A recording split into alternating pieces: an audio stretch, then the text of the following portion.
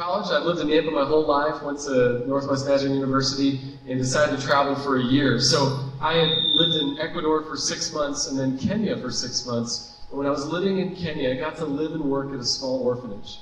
And it's about 140 kids, and right outside of Nairobi.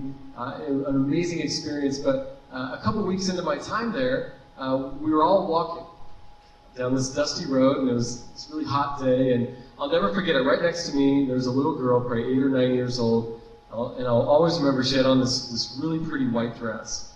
But as we were walking, I looked down, and I was absolutely shocked at how small her shoes were.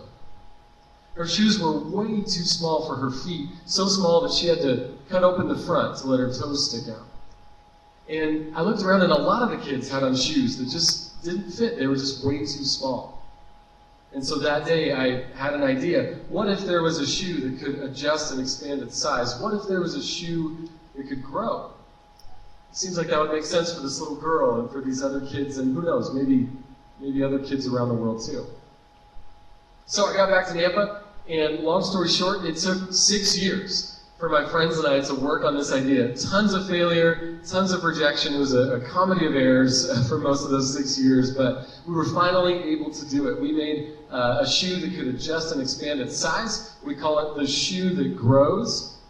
It can grow 5 sizes, lasts up to 5 years. The kids can adjust the front, the sides, and the back. And really, it's just a simple, functional pair of shoes to protect the feet of kids around the world. Because I had no idea until I lived in Kenya how big a deal shoes are. They help kids stay away from diseases that can enter their body through their feet from the ground and water around them. They are often a mandatory part of a school uniform. If kids don't have shoes, they can't go to school, much less walk all those miles for school or water or food. And just the dignity and the self-confidence that comes in a kid who has their own pair of shoes, a good pair of shoes and a pair of shoes that fit. So we made our first batch. It was actually 3 years ago. It was October 2014. Had our first batch of the shoe that grows. I was so excited. 3,000 pairs. They lived floor to ceiling in boxes in my guest bedroom. And it was just a hobby for me. I was passionate about it, but just something I did on the side. Excited to get some shoes out to kids. And then 2.5 years ago, it accidentally took off. We accidentally went viral, and in the last 2.5 years, we've been able to distribute over 100,000 pairs of the shoe that grows to kids in over 90 countries.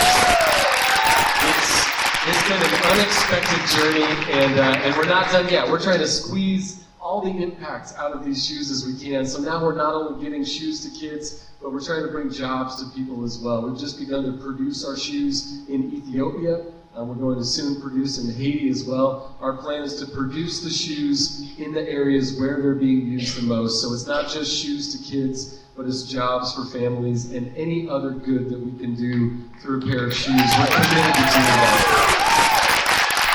But I am kind of embarrassed to share this next part, but I'm excited to share it too. So in the midst of all this, getting shoes to kids around the world, about a year ago, the United Way of the Treasure Valley came to me and said, we heard about your shoes. We didn't know you were here, but then we found out you were in Nampa.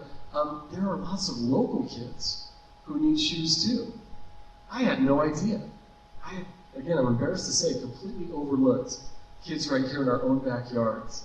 And the United Way went on to share stories that they received from the schools they work with, or with social workers, or in emergency rooms, in foster care, so many different areas in our valley. People who work with kids say that shoes are often a big challenge for kids. And it makes sense. I mean, not only kids around the world, but kids here have growing feet as well. And for families challenged by poverty, it's difficult to keep a pair of shoes that fit on the feet of a growing kid. And if you've got kids those ages that are, my goodness, their feet grow so quickly.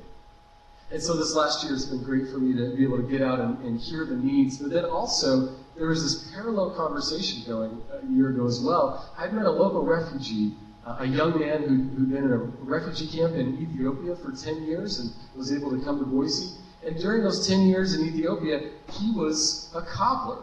That was what he did to kind of sustain himself. He used to make shoes out of old tires and leather.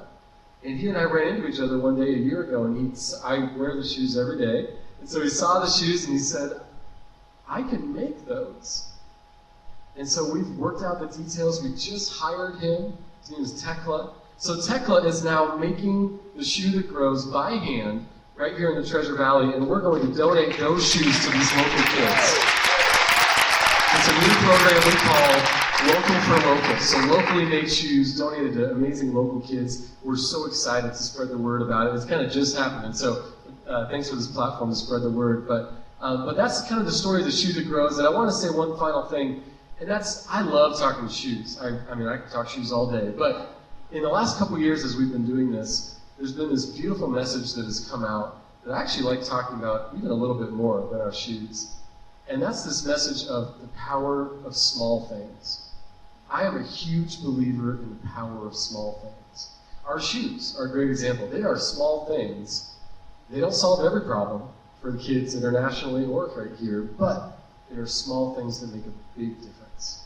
I think there are so many things that are small, but they make a big difference. And then as I look back at our story, our kind of unexpected journey with the shoe that grows, so many small things that have made such a big difference for us. So I'm a believer in the power of small things, and my favorite thing about small things is that we can all do it.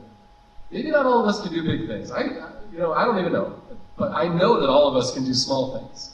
Small things at home, small things in our community, and even small things around the world. And there is power in those small things. They really do make a big difference. And you never know what kind of journey and adventure you'll have.